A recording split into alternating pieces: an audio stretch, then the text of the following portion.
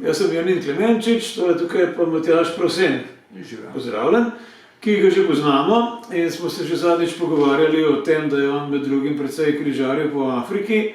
Tukaj le zadaj za nama se tudi nekaj vrti in zdaj bomo pogledali, kaj se pravzaprav vrti. To je tudi iz Mauretanije. V Mauretaniji sem bil 3-krat, enkrat v Senegalu, pa v Maroku kar nekajkrat, to skoraj niti ne štejem več.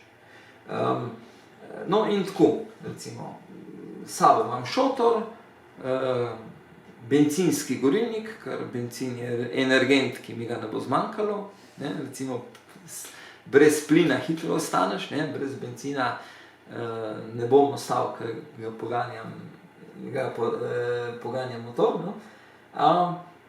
In pač postavim šotor in prespim. Črpalke so dovolj pogosto? Zdaj, kakor se tle vidi, kakor se tle vidi, imam 4 rezervne kante. Torej, tukaj sem dejansko usekal kar solidno pot brez, torej spredaj je 5 litrov, zadaj je 10, pa na drugi strani isto, torej 30 litrov dodatnega goriva sem sabo vlačil, seveda na račun hrane. Ker tle sem usekal kar eno konkretno razdaljo prav v puščavi in sem zato imel s sabo kar nekaj rezervnega goriva. Tukaj se vidi, imam 4 kante, torej 2 na eni strani, 2 na drugi. Dodatno je bilo 30 litrov goriva, ker sem kar usekal dobrih 600 kilometrov puščave brez civilizacije in je bilo tu seveda treba se sabo vleči. Kako velik je pa tank? Tank je imel pa tle 9 litrov. Koliko kilometrov je to? Okrog 200 kilometrov. V normalnih razmerah med tanku seveda bolj je sipek, pesek, večja je poraba. Na kar klike. Tako. Recimo, to je zdaj iz istega potovanja. Še zmeraj se držim recimo nekih ustaljenih poti, tako da tudi če bi bilo kaj narobe, prideš do ljudi, bi sledil tam kolovozom pa nekam bi že prišel. A si kaj imel občutek, da te bodo kdaj oropali? Ja, bomo tudi prišli do tiste slike. Je pa zadeva taka. Dejansko je puščava dosti varno okolje, ker ponoči ne morem ven do tebe, ker bi pač uničil svoje vozilo. Ne da se voziti ponoči po puščavi, ker je preveč pasti, moraš videti, kje se pelješ.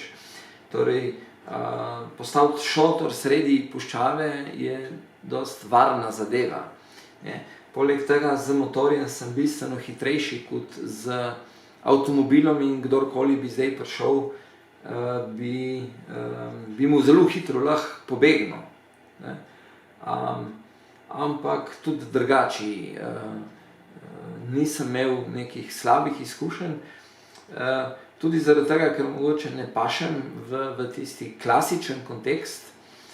Imam eno raztrgano motoristično jakno, tudi motor ne izžareva nekega bogatstva in pač noben ne pričakuje, da bo zdaj tle nek denar. Se pa, če se le da, skrijem. Recimo, tle je bila na tej strani ena cesta in dejansko postaviš šotor, ko ni nobenega na cesti. Trudim se, da ne svetim nekam v smer, kjer so ljudje. Tudi šotor je take nevpadljive barve. Tako da, mislim, še zmeraj sem pazljiv. Tudi, ko me recimo ljudje sprašujejo, kam grem, povem 2 varianti, recimo rečem, mogoče grem pa po tej cesti ali pa mogoče po uni, grem pa po tretji. Tako da No, tu je zdaj ena peščena nevihta v Egiptu. Egipt imam sicer v taki zelo tako slabo izkušnjo. Bil sem v času te arabske pomladi, torej vse nekaj vrelo, revolucija se je pripravljala in zaradi mojega načina potovanja, torej sam in kaj veliko nisem upošteval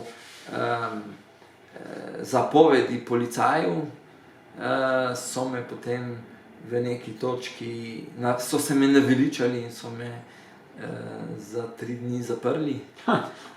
Mislil sem iti v Sudan, no in tiste 3 dni sta bila ves čas za neka zasliševanja, kam greš. In vsakič, ko sem rekel, da bi šel v južno, v Sudan, moramo vprašati naslednjega oficirja, moramo tega vprašati. No in potem po 3 dneh sem skapiral, kaj hočejo imeti. In na vprašanje, kam greš, sem rekel severno, Aleksandrija, domov.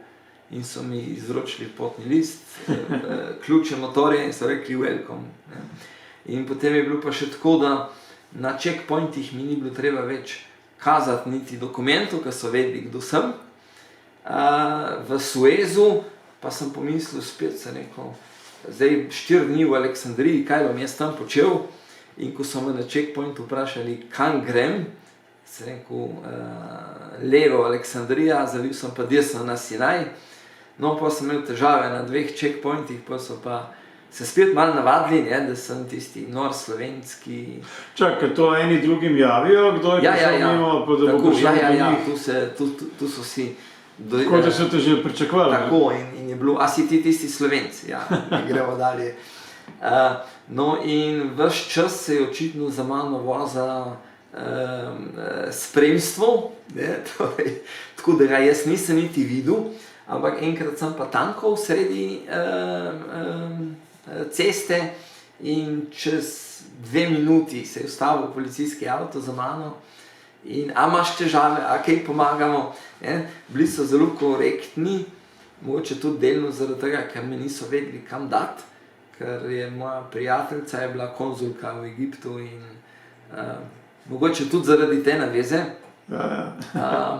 Tako da sem potem tisti preostanek potovanja dejansko imel občutek, pa tudi, ki me niti ni varal, da pazijo name, da ne naredim kakšne neumnosti. Tako da...